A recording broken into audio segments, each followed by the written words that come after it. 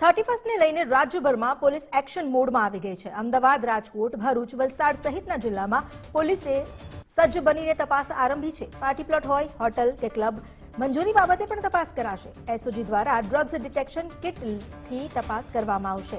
કાયદો અને વ્યવસ્થાની સ્થિતિ જળવાઈ રહે તે માટે પોલીસ તંત્ર કામે લાગ્યું છે।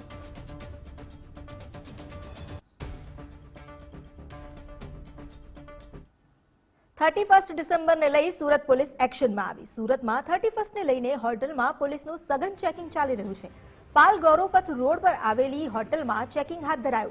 पुलिसे होटलना रजिस्टर चेक कर्या। आवता जता लोकोनी रजिस्टर में एंट्री फरजियात करवा सूचना आपी। मोडी रात सुधी पुलिसनुं रस्ता पर पण चेकिंग चाल्यु। नशीला पदार्थनी हेराफेरी करनार पर पुलिसनी चापती नजर छे।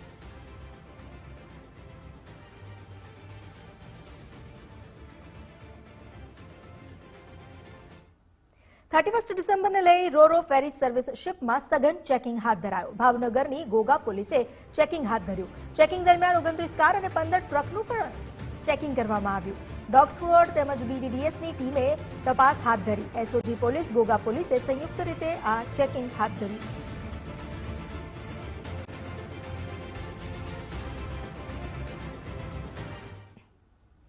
कच्छना प्रवेश द्वार पर पोलीसे सघन चेकिंग शुरू कर्યું છે। આડેસર અને સુરજબારી ચેકપોસ્ટ પર ચેકિંગ હાથ ધરવામાં આવ્યું।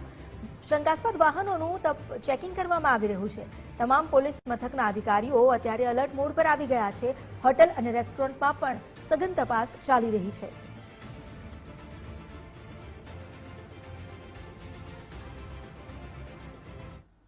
મહીસાગર જિલ્લાને રાજસ્થાન સાથે જોડતી 4 બોર્ડર પર પોલીસનો ચાપતો બંદોબસ્ત ગોઠવવામાં આવ્યો છે।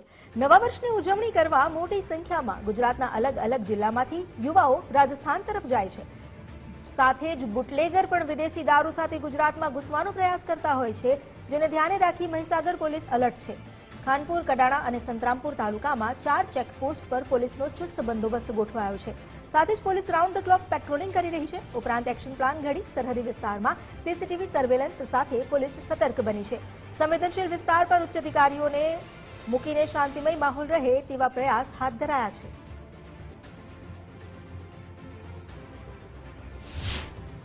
આગામી 31 અને ન્યૂ યરની ઉજવણીને ધ્યાનમાં રાખીને મહીસાગર જિલ્લા પોલીસે અનેક જગ્યાએ ચેકિંગ સ્ટાર્ટ કર્યું છે। મહીસાગર જિલ્લાની રાજસ્થાન સાથે જે 4 જગ્યા પર બોર્ડર આવે છે, 4 જગ્યા પર પોલીસે એસઆરપી જવાનો સાથે ચેકપોસ્ટ 24 કલાક ત્યાં કાર્યરત છે અને વાહનોનું ચેકિંગ ચાલે છે। એના સિવાય જિલ્લામાં અલગ અલગ સ્થળોએ નાકાબંધી કરીને વાહન ચેકિંગ કન્ટિન્યુઅસ આપણે કરીએ છીએ। એના સિવાય જિલ્લામાં અલગ અલગ જગ્યાએ આવેલા ધાબા, હોટેલો તેમજ કોઈ પણ ફાર્મ હાઉસ કે જ્યાં 31 ના દિવસે ઉજવણીની શક્યતાઓ રહી છે, એ તમામનું પોલીસે સઘન ચેકિંગ ચાલુ કર્યું છે।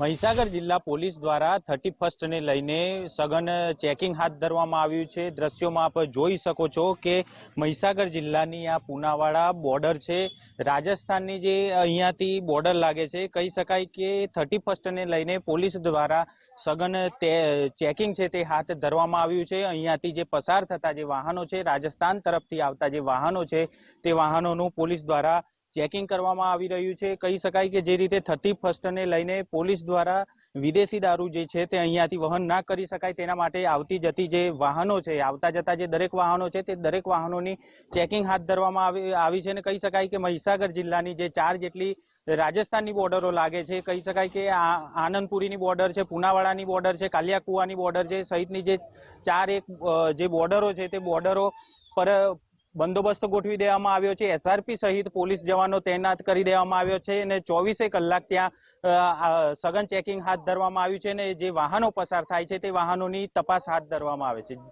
હસમુખ રાવલ, ગુજરાત ફર્સ્ટ, મહીસાગર।